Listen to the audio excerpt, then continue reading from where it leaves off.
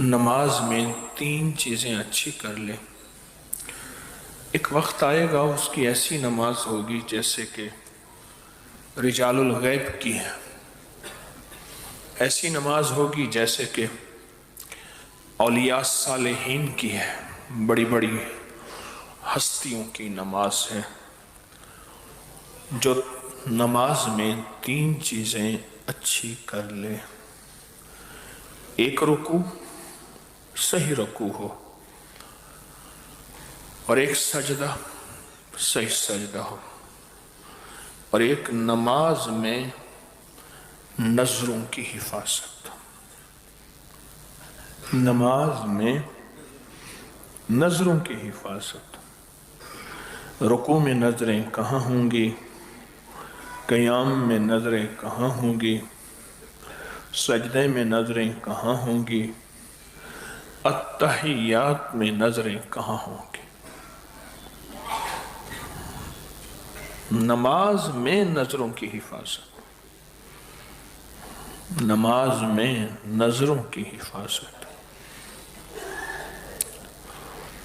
اور فرمایا جو نماز میں نظروں کی حفاظت کر لیتا ہے اس سے نماز کے باہر نظروں کی حفاظت کی توفیق خود بخود مل جاتی ہے۔ جو نماز میں نظروں کی حفاظت کر لیتا ہے اسے نماز کے باہر نظروں کی توفیق خود بخود مل جاتی ہے۔ نظروں کی حفاظت کی توفیق، اس میں محنت نہیں کرنی پڑتی۔ محنت کرنے کا میدان نماز ہے، نماز کے باہر نہیں ہے۔ محنت کرنے کی مشق نماز ہے، نماز میں محنت کرنی چاہیے، اور نماز محنت کی مشق ہے۔ رکوع پہ محنت، رکوع کرنا نہیں، اس پہ محنت، اور سجدے پہ محنت۔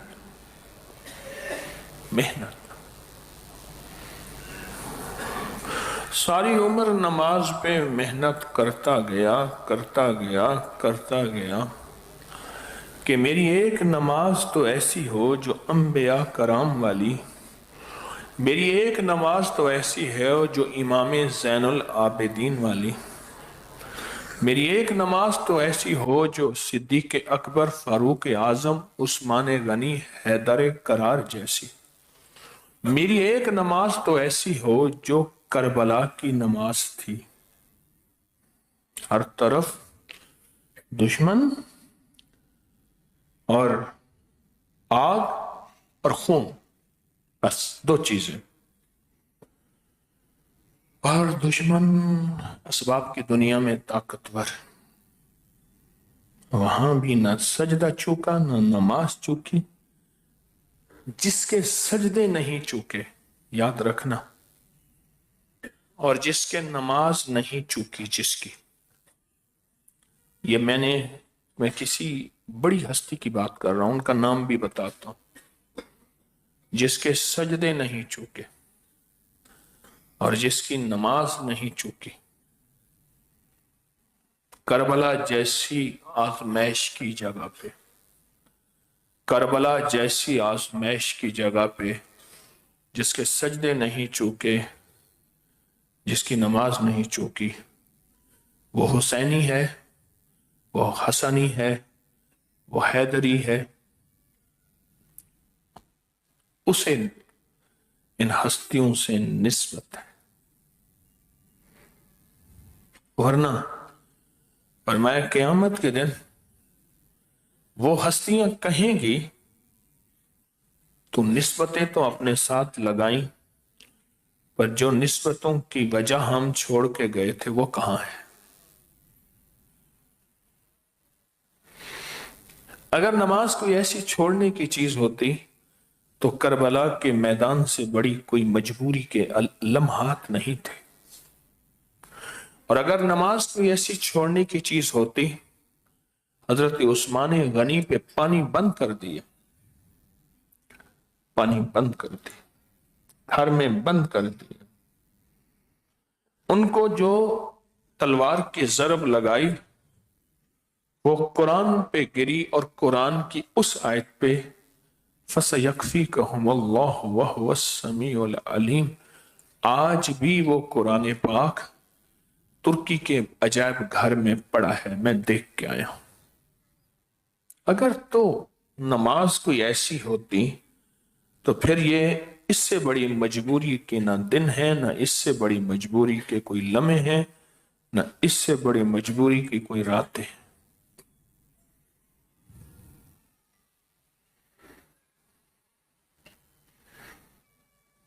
نماز تین چیزوں پہ محنت ہے۔ پہلے تو نماز پہ محنت ہے، پھر نماز کی تین چیزوں پہ محنت ہے۔ ساری عمر نماز کے رکوع پہ محنت کرنی پڑے گی، سجدے پہ محنت کرنی پڑے گی، نماز کے اندر نظروں پہ محنت کرنی پڑے گی۔ فرمایا کہ صحابہ کی نماز، اہل بیت کی نماز ایسی ہوتی تھی جیسے کو لکڑی گاڑ دیتے ہیں، لکڑی گاڑ دیتے،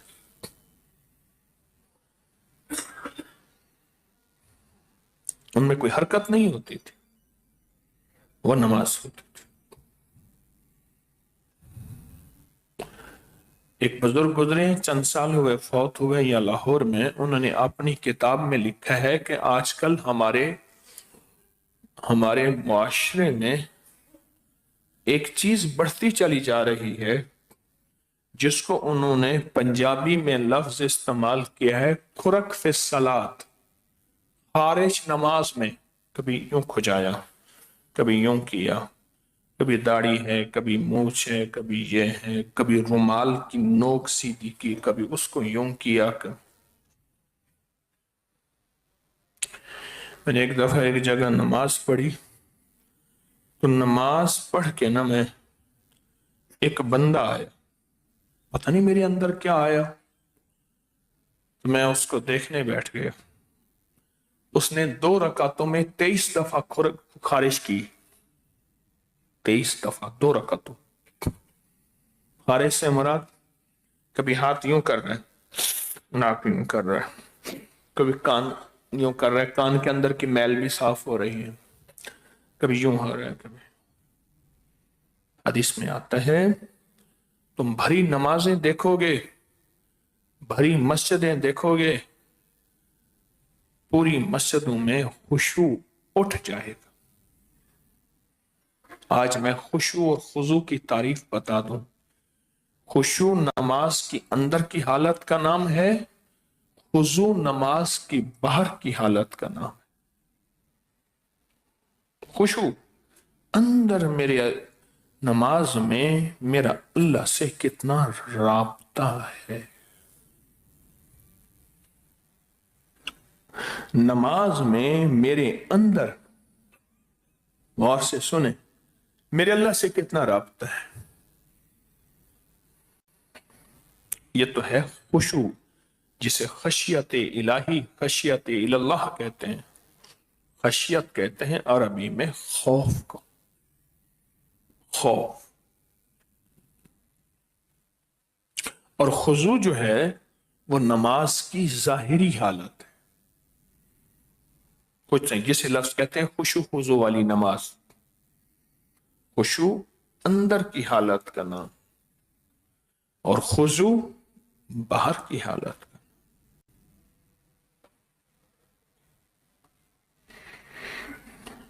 نماز تو ساری عمر محنت کا نام ہے۔ نماز تو مکمل تھی انبیاء کی، آل رسول کی، اصحاب رسول کی۔ ہم تو ساری عمر محنت کرتے کرتے اگر زندگی میں کوئی ایک نماز بھی ان جیسی ہو گئی، کام بن گیا۔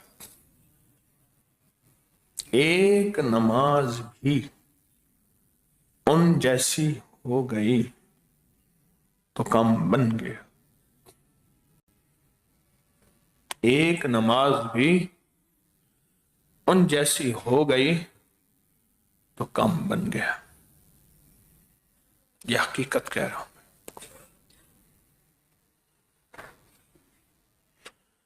ایک نماز بھی ان جیسی ہو گئی تو کام بن گیا. نماز پہ محنت کرنی. ایک بزرگ تھے، ان کے خادم نے دسترخوان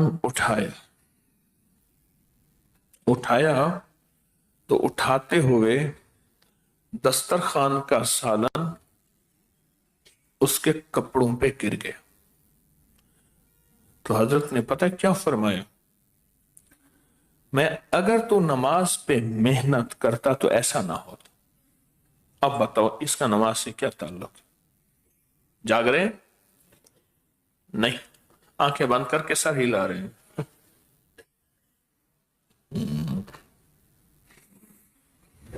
ہاں سالن گرا کپڑوں پہ اور فرمایا اگر تیری نماز ٹھیک ہوتی اور تیری نماز پہ محنت ہوتی تو ایسا نہ ہوتا. اس اٹھانے کا نماز سے کیا تعلق ہے؟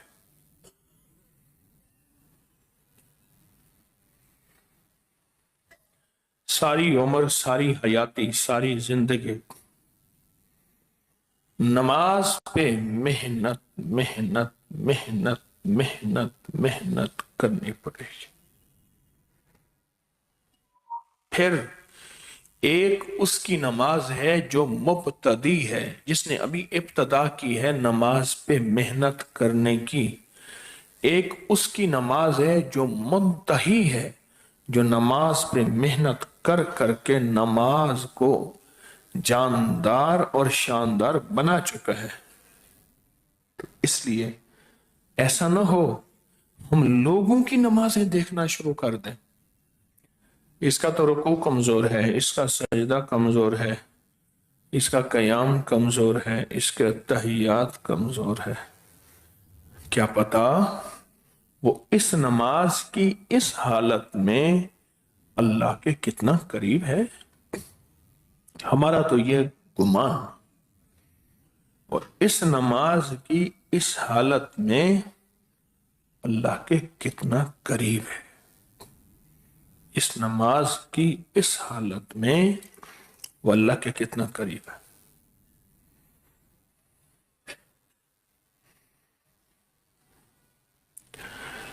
نماز ساری عمر محنت مانگتی ہے، موت تک محنت.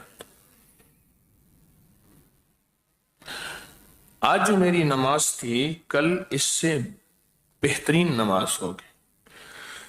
آج جو میرا قیام اور اللہ اکبر تھا کل میرا اس سے بہترین قیام اور اللہ اکبر ہوگا. آج جو میرا وضو ہوا جس میں پانی بھی میں نے خرچ زیادہ نہ کیا اور وقت بھی خرچ زیادہ نہ کیا. دو چیزیں یاد رکھیے گا.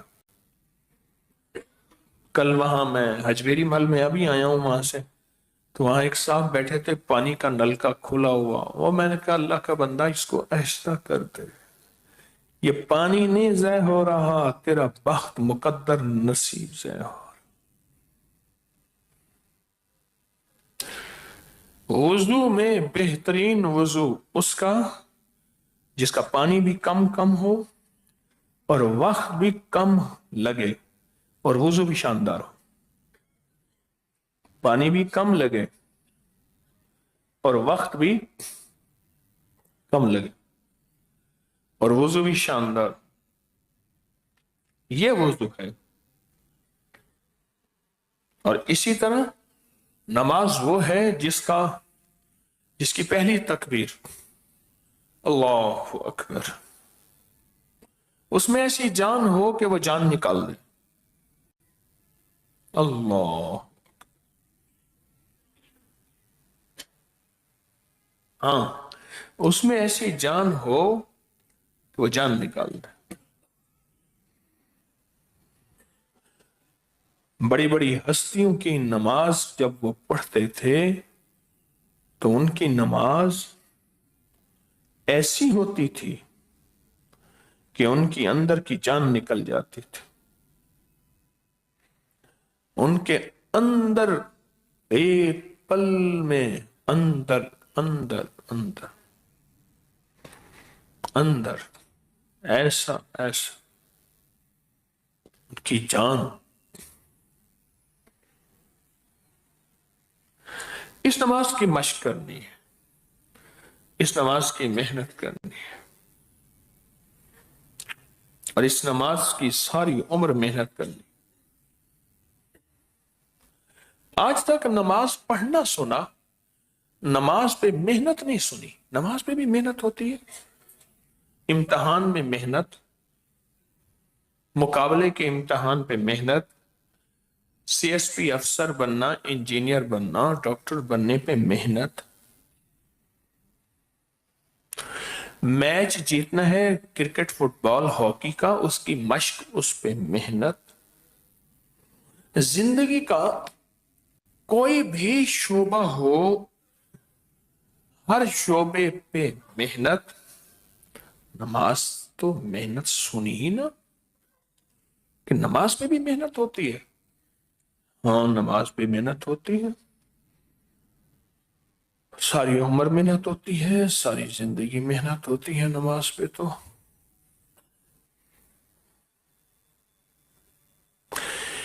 میں کہ یہی حضرت علی سے ہیں اور یہی حضرت عمر سے ہے. نماز کے بعد چپ کر کے, نماز پڑھانے کے بعد چپ کر کے نمازیوں کی طرف منہ کر کے بیٹھ جاتے تھے, سر چکا کے, اور اپنی باریک نظروں سے نمازیوں کو دیکھتے تھے جو بقیہ نماز پڑھ رہے ہوتے تھے. باریک نظروں سے سر جھکا کے حضرت عمر بھی حضرت علی بھی بیٹھ جاتے تھے, اور نماز کو دیکھ کے گورنر بنا دیتے تھے. اور لوگ ڈرتے تھے, پتہ چل گیا کچھ لوگوں کا, جاگ رہے, لوگ ڈرتے تھے. کیا کرتے تھے, چپ کر کے ان کے سامنے بقیہ نماز نہیں پڑھتے تھے, گھر جا کے پڑھتے تھے. ہماری نماز دیکھ لیں گے, علاقے کا گورنر بنا دیں گے, پھر ہمارے پر ذمہ داری آ جائے گی. نماز کو دیکھ کے گورنر بناتے تھے.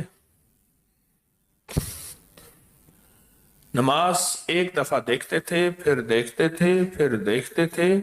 ان کی چند بار کی نماز, بار بار کی نماز کو دیکھ کے حکم نامہ آ جاتا تھا امیر المومنین کی طرف سے, آپ کو فلاں علاقے کا گورنر بنا دیا, جاؤ.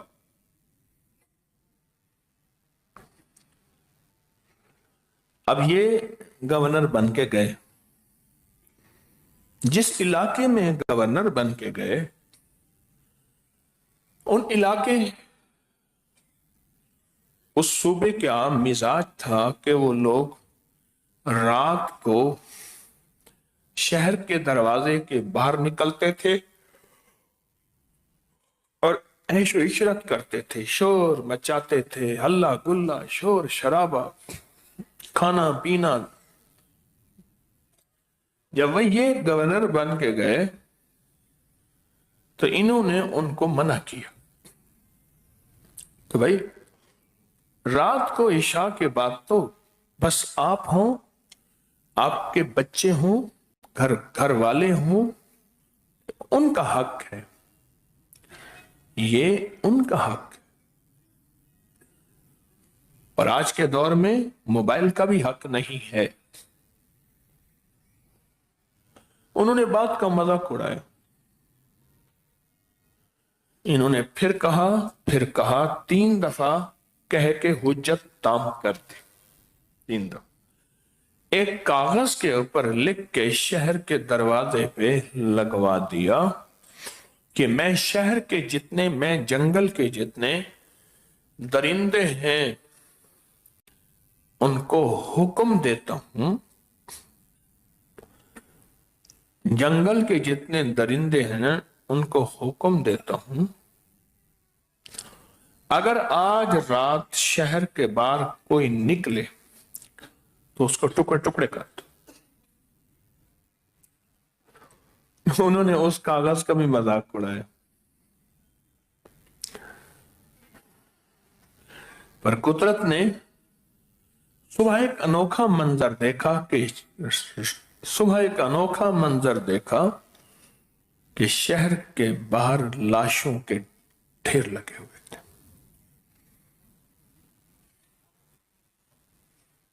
بس وہ نصیحت پھر ہو گئی،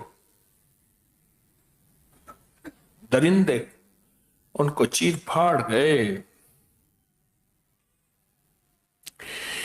اس کے پیچھے وہ نماز تھی جو نماز نہ مسجد نبوی میں چوکی،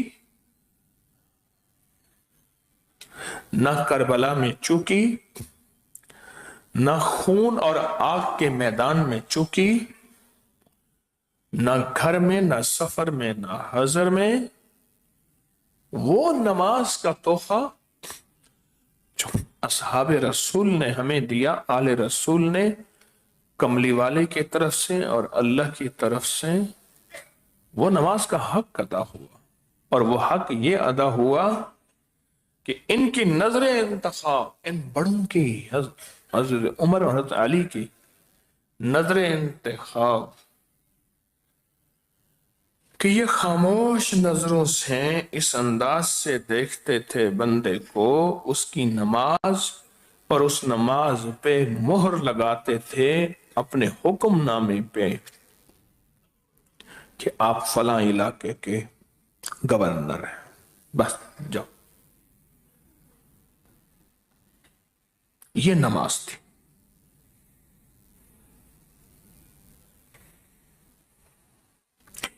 ملا جیون رحمت اللہ علیہ جمعہ نماز پڑھائی، بادشاہ بھی جمعے میں شریک ہوتا تھا۔ بادشاہ نے ریشم پہنا ہوا تھا، مرد کے لیے سونا اور ریشم جائز نہیں، تو ملا جیون رحمت اللہ علیہ نے آج بھی اور پہلے بھی لفظ ملا اب بھی ایران میں، عراق میں، افغانستان میں اور اس ساری پٹی میں بڑی ہستی کو ملا کہتے ہیں۔ شیعوں کے ایک بہت بڑے محدث ملا باقر مجلسی، ان کی بڑی کتابیں ہیں۔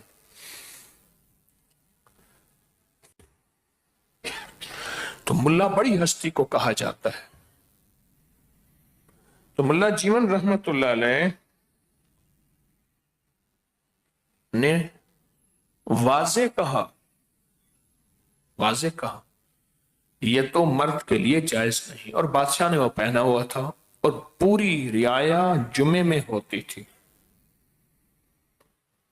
سارے رعایا بھی اس جمعے میں ہوتی تھی، اور بادشاہ بھی اس جمعے میں ہو۔ بادشاہ نے اپنی توہین محسوس کی،